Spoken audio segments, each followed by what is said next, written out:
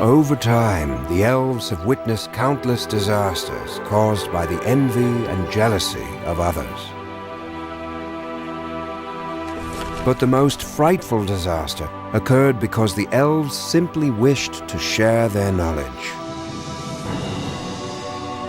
Once upon a time, one particular pupil wanted to capture the teacher's power, and so created the dark spell. His actions caused a terrible whirlpool to appear in the flow of magic, drawing out the elves' power, and then they vanished, one by one.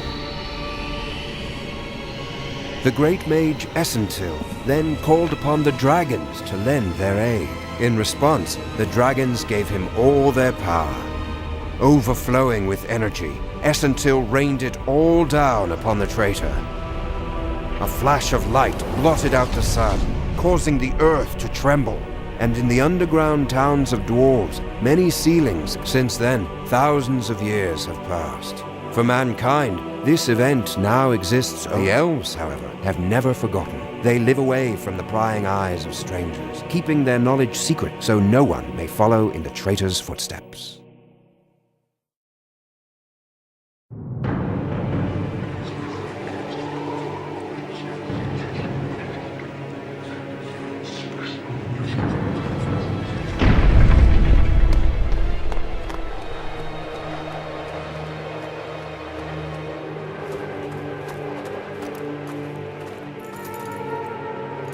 I am Father Deland. Mage, follow us. This land is guarded by the Inquisition. Lay your staff on the ground.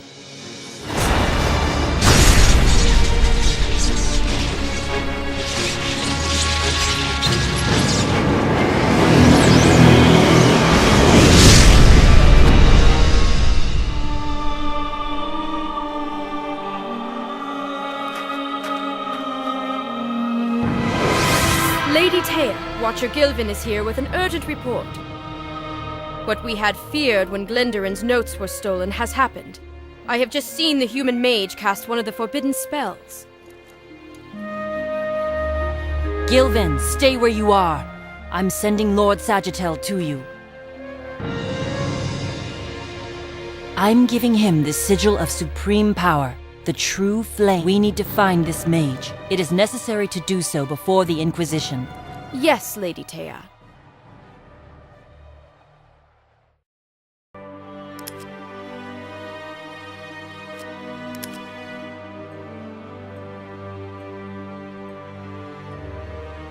Now you will see an example showing the basic interface elements. If you are acquainted with the interface, you can skip this example by pressing the Escape key and move on to other tasks in this tutorial mission.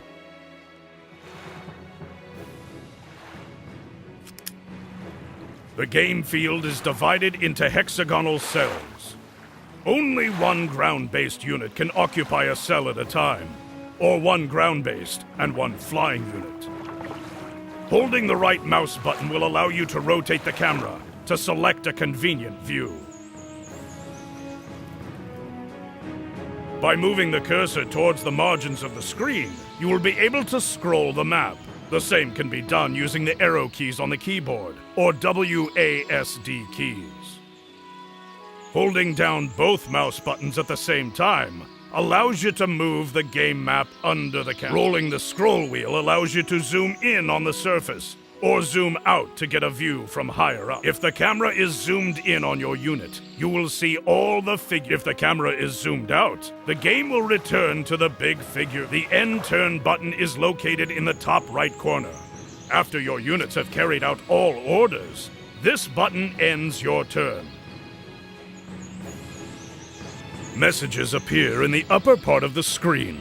They contain important information about the mission progress and various. This panel displays the list of your army units. Here you can select different units and trace the orders that have been accomplished by a unit. During one turn, a unit can move and attack.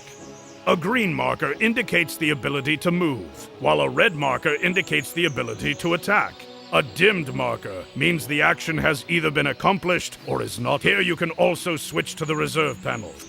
The reserve contains the units that have not been placed on the map. They can be deployed in special zones near friendly towns. You can return to the game by switching back to the army panel. You can also toggle between the units on the map by means of these special arrows. The arrows allow you to switch forward and backward in the list of armies, or skip a unit and not return to it during the turn.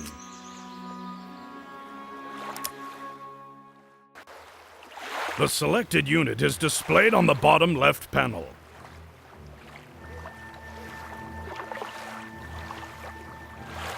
Here you can see its name, its current experience level, and the number of those alive and those wounded in the unit. Similar information for the unit under the cursor is displayed on the bottom right panel. It is worth checking this panel before attacking an enemy. There are additional control buttons under the army panel. This button allows you to turn the grid on and off. The grid will help you analyze the position on the map. This button allows you to switch between banner modes. Banners appearing above a unit suggest the side it belongs to and show whether the unit is able to move, attack, or cover its neighbor. Banners can be shown for all the units, for just the units under the cursor, or they can be switched off completely.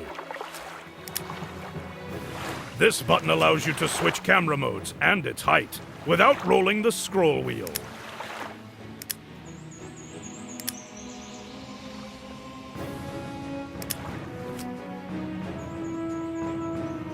This button displays an outlined map of your mission. If the map is large, you will need to use this option. This button will allow you to see the mission list. Here you can find out which quests have failed and which quests have been successful. Victory ratings for this level are displayed here too. Looking through the quest list in tutorial missions, you will be able to reread explanations and tips. You can get detailed information about the interface during the training missions and in the user manual. Welcome to the first tutorial mission. Here, you will learn to deploy troops and make units move and attack. You will be shown an example of certain actions and then be given the opportunity to repeat everything on your own. Try to repeat the actions shown in the example. If you don't understand the example, press the Quest Log button and reread the task. In order to place a unit on the map, just left-click one of the yellow cells. Do the same for the other units. The dark part of the map is the fog of war. It hides enemy units. Have you noticed that as your units appear on the map, the fog of war clears? The clear part of the map is the area currently visible to your troop. After deploying the troops, press the End Deployment button to launch a mission.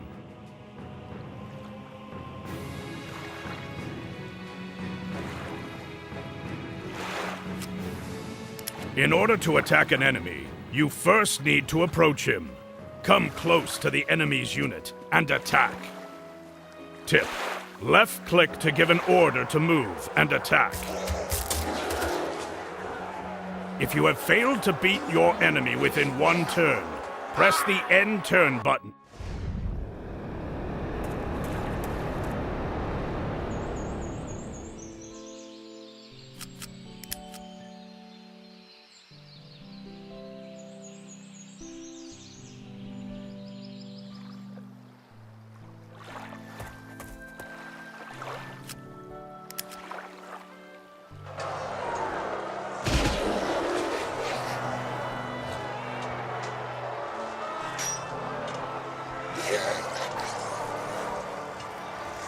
Perfect.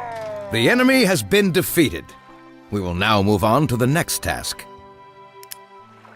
When archers appear on the battlefield, attack the enemy with them. Remember that archers are able to shoot from a distance. Use this ability to kill the enemy without getting too close.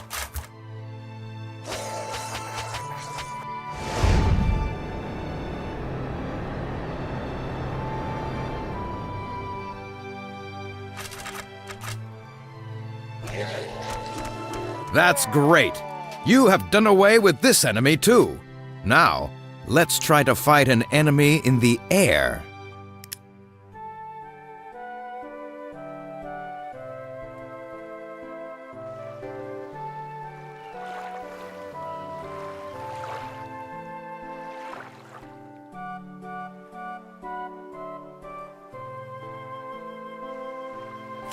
An eagle has joined your army. Destroy the enemy in an air attack. Notice that flying hunters only attack the targets that are below them. Tip: when controlling the eagle, hold down the shift key, switching the control to the air level.